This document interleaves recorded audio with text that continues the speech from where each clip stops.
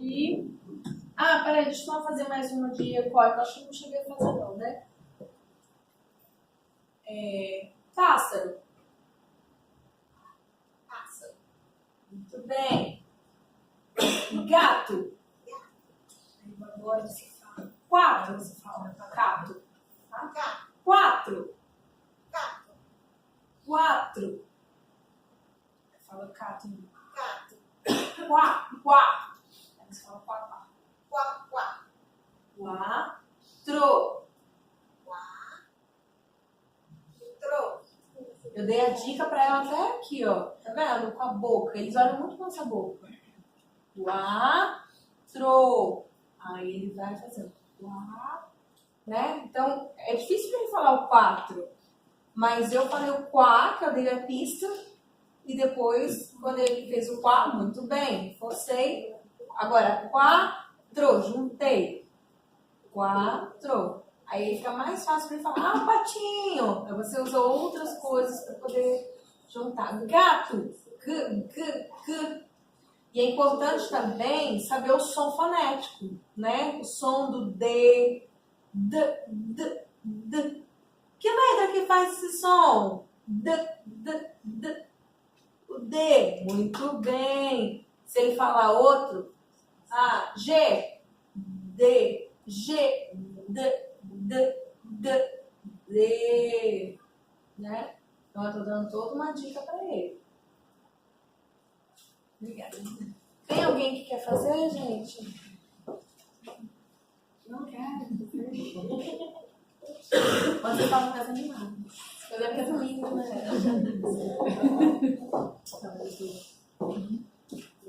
Vou passar mais um vídeo, tá? Eu tenho uma dúvida. Sim. Eu acredito assim que no nosso processo de treino com a criança existe uma relação hierárquica, eu entendo dessa forma. Por exemplo, a gente começa com o egóico,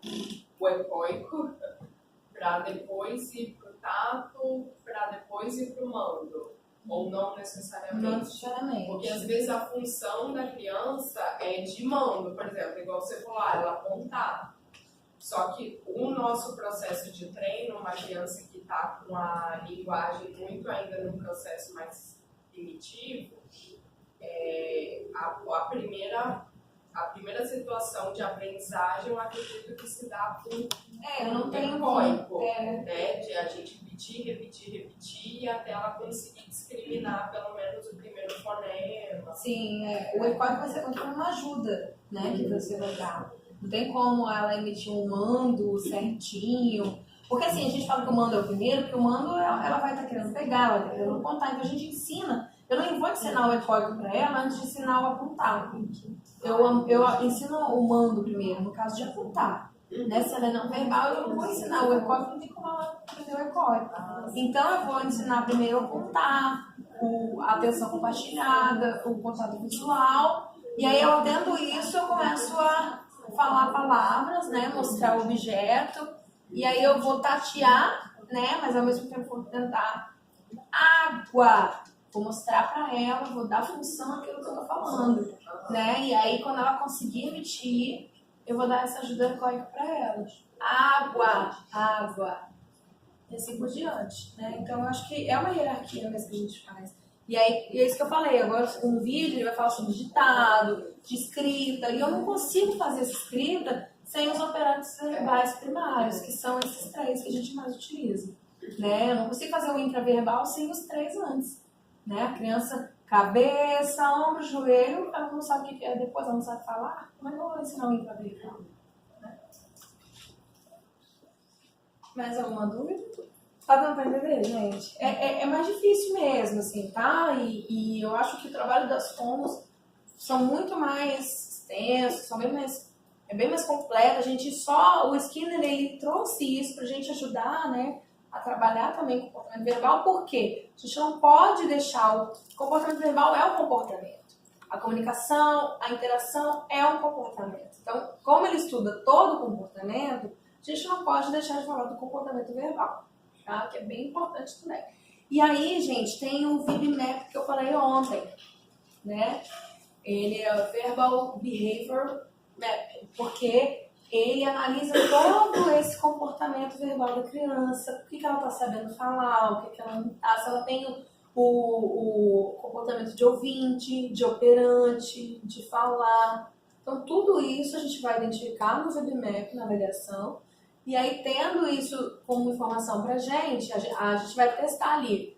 Água, se a criança pegar uma água, se ela olhar para a água, se ela apontar para a água, a gente vai saber tudo isso, se ela está sabendo ou não. E aí, depois dessa avaliação, que a gente vai intervir com ela, o que ela precisa trabalhar. Tá bom?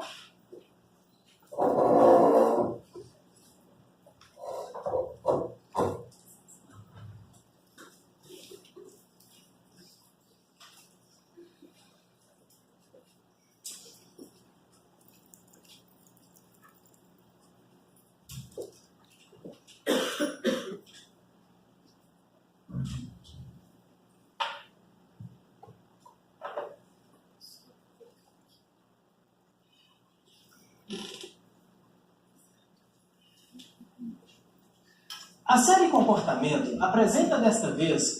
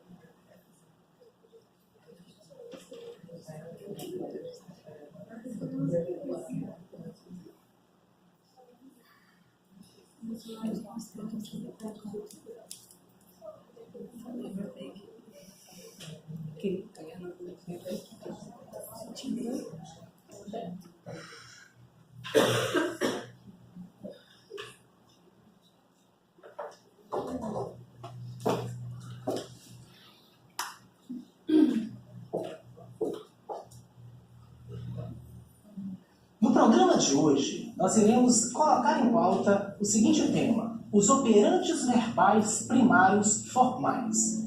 São eles o ecoico, o ditado, a cópia e o textual.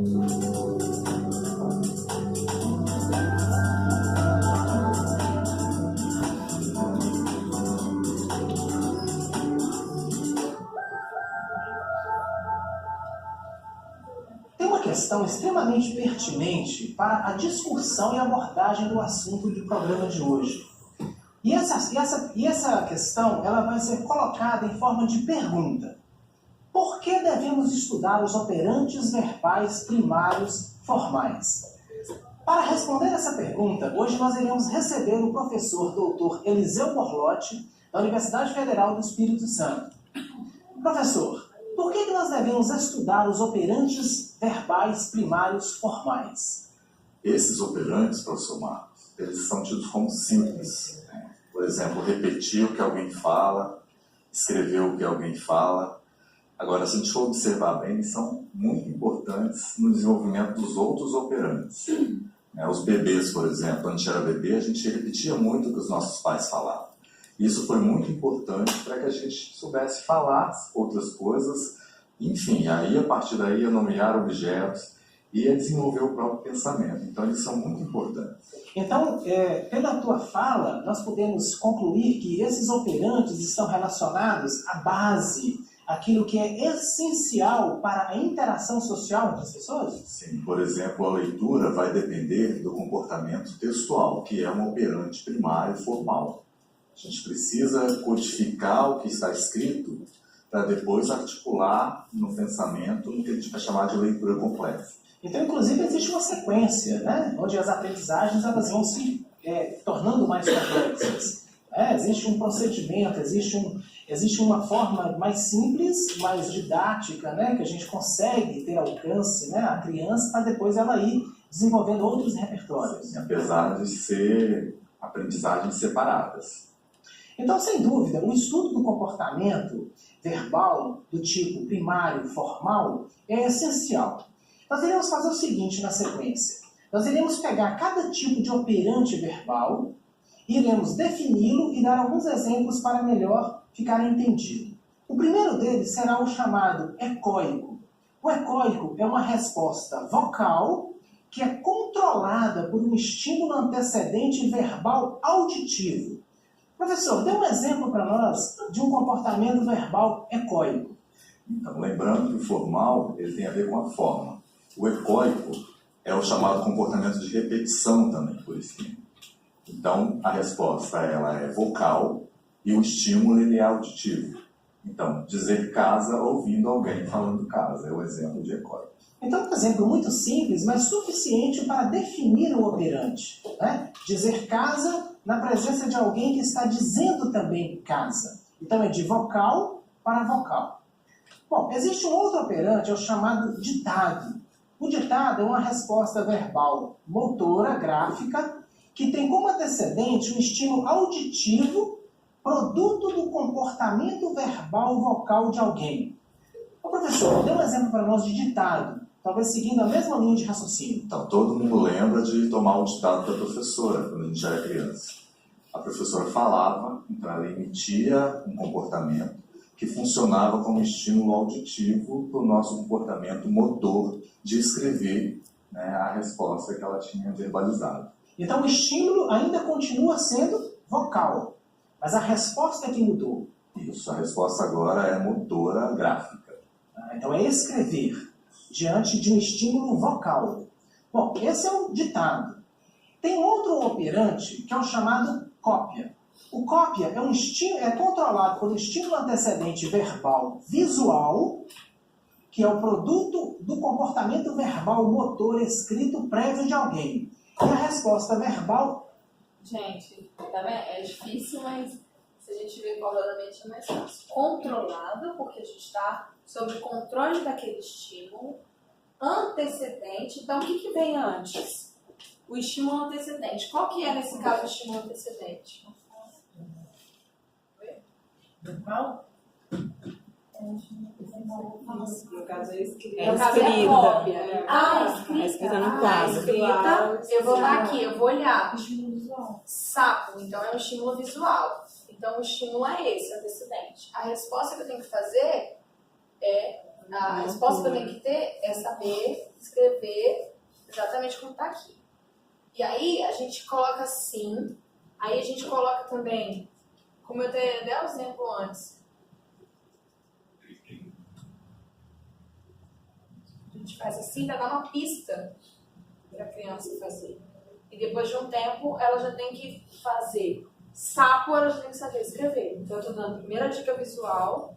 Depois eu estou dando a dica aqui para ela fazer, então aqui vou trabalhar a coordenação motora e também dar a dica aqui, aí ela vai fazer. E aqui embaixo eu quero que ela saiba escrever certinho, sem ajuda. Bom, esse é a conta. Então, controlado por um estímulo antecedente, que vai ser verbal e visual. Verbal porque a gente está falando aqui o nome, a gente está dando o nome, que é produto do comportamento verbal motor escrito. Aí visual porque ele vai olhar, motor porque ele vai escrever. É motora escrita. Professor, dê um exemplo para nós de cópia. Quando a professora escrevia casa na lousa, no quadro, e a gente copiava no nosso caderno. Então, o estímulo que controla a resposta de copiar não é mais vocal. Ele é visual dessa vez. Então vai mudando a modalidade, a formalidade, o jeito dele. E aí, gente, tem crianças que só sabem copiar. Aí ela tem primeiro a cópia para depois ter o ditado. E aí não tem como eu dar o ditado sem fazer cópia antes. Então ele tem que saber primeiro copiar como é que é feito. E aí depois eu já vou só dar a dica verbal para ela do nome e ele vai fazer. E a modalidade da resposta também é diferente. Então é de escrito para motor. Ok. Bom, existe um outro operante que é o chamado textual. O textual, o estímulo antecedente verbal é visual. Também produto do comportamento verbal de alguém. Dê um exemplo para nós, professor. Ler, né? O comportamento de ler é repetir o que está escrito. Quer dizer, você codifica o símbolo, o estímulo que está escrito. O estímulo é visual e a resposta é vocal. Então, dizer casa, vendo a palavra casa. Yoga on state route 29. A battered white van speeds along, making a sharp skidding run into the Takahashi Strand State Preserve. The driver of the van is a skinny man with no front teeth. This is John LaRoche. I need a break. E esse é o chamado comportamento verbal textual. Bom, todos esses operantes, né, esses 4 que nós falamos, o ecoico, o ditado, o acópia e o textual, são chamados operantes verbais primários formais. Que está em jogo a forma do estímulo e a forma da resposta. Por isso que eles são classificados como operantes formais. O que eles têm em comum, professor? Para a gente tentar só fechar o assunto e encerrar esse primeiro ponto. Eles têm em comum o fato de terem aspectos formais no controle entre a resposta e o estímulo. E eles se diferem na modalidade do estímulo, né? No ditado, o estímulo ele é auditivo e na cópia o estímulo é visual, por exemplo. E eles diferem também no fato de haver similaridade, né, entre o estímulo e a resposta e correspondência entre parte da resposta e parte do estímulo. Então, pelo que nós vimos, não é uma tarefa tão simples assim colocarmos o nome primário como simples, né? Nós procuramos circunscrever esse assunto com o professor Eliseu Borlotti, da Universidade Federal do Espírito Santo, que irá participar em outro programa para falar de outros operantes chamados operantes verbais temáticos.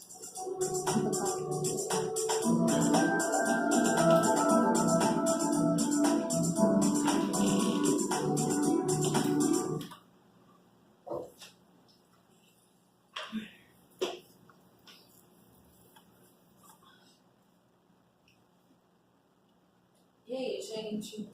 Gostaram do vídeo? Deu para entender? Estão com alguma dúvida? Então, assim, esse já é um processo que a gente já tem que ter depois disso tudo, tá? E aí, eu mandei para vocês um exemplo de ecoico, de uma habilidade, para trabalhar habilidades ecoicas. Vocês receberam nos slides? Não. Não mandei para vocês? Eu vou ver se eu coloco aqui. Para vocês terem uma ideia de como é que a gente se baseia para trabalhar com isso.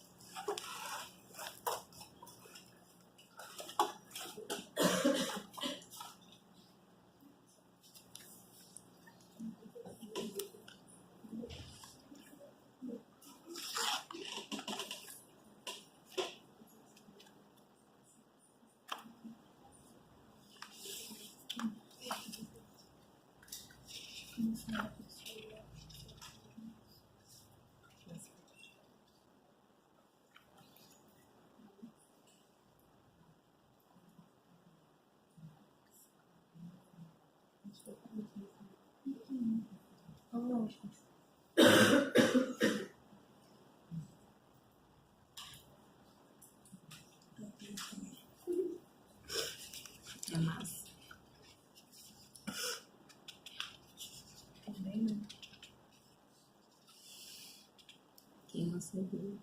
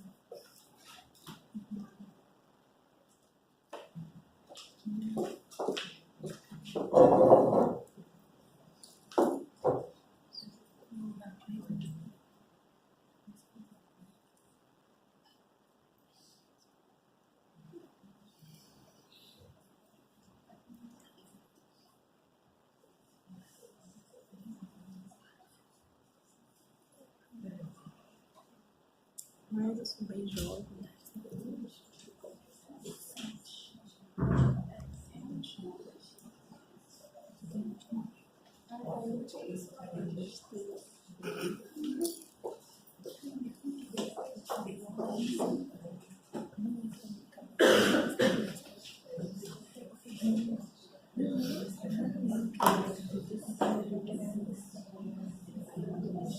Gente, dá uma olhadinha aqui.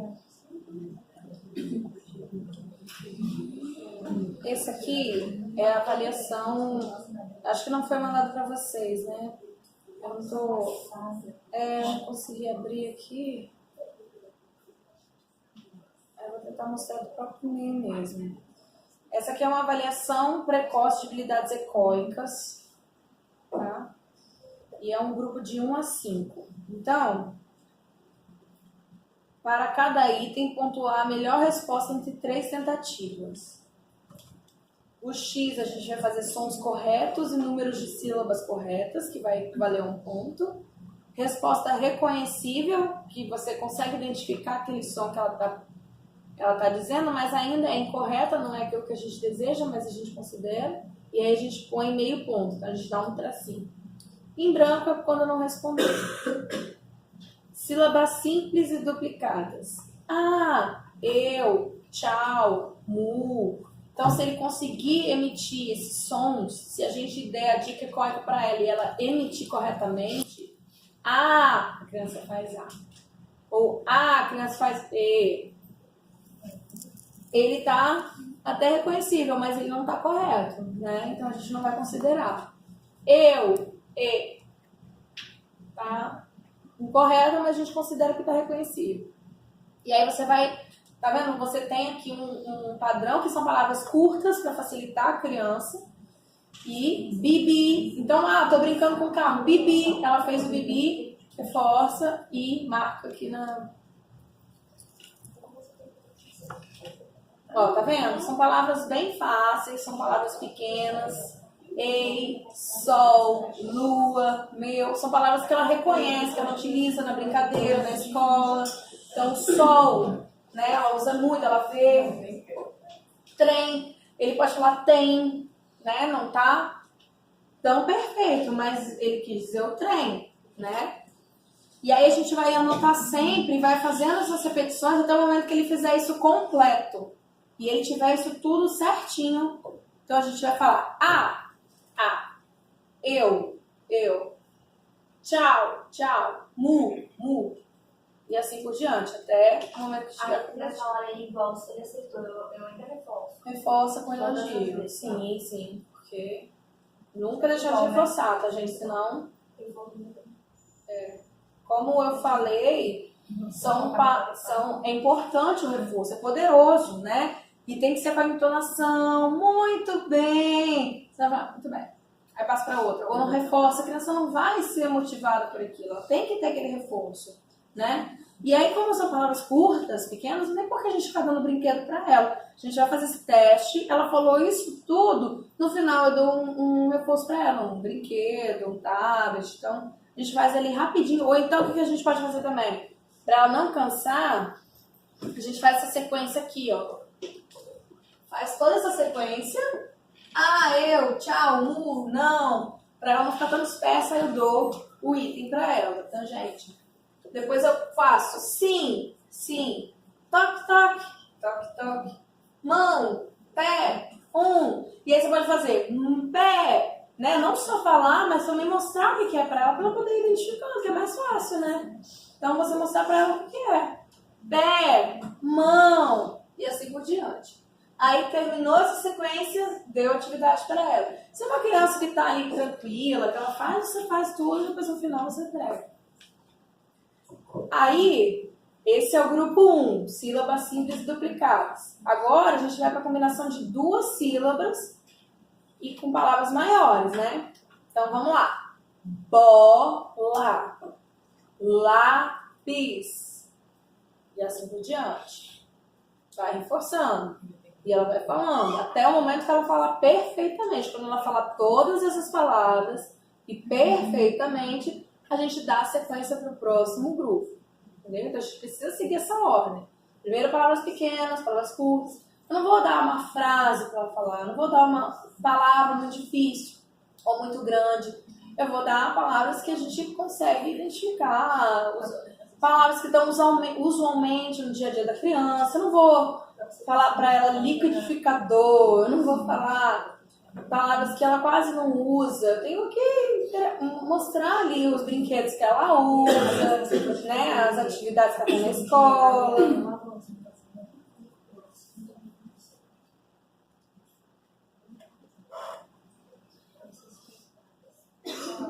Ó, tá vendo? Esse já é a combinação de 3 sílabas, né? São palavras maiores, mais usuais.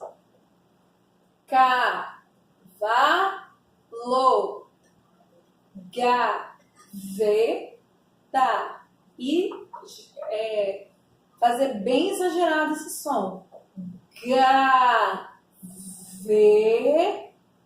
Até mesmo no ditado a gente faz isso, né? Para a criança saber identificar a letrinha, quando ela está começando a aprender isso. Igual quando está ensinando alguma coisa nova, uma palavra nova, a gente pode conversar com a família para poder, tipo assim, a criança para essa semana.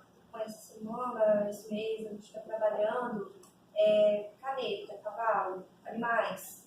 Então, se é possível ver um animal, igual um cachorro, pode estar dando Para aumentar o repertório visual dela, sim.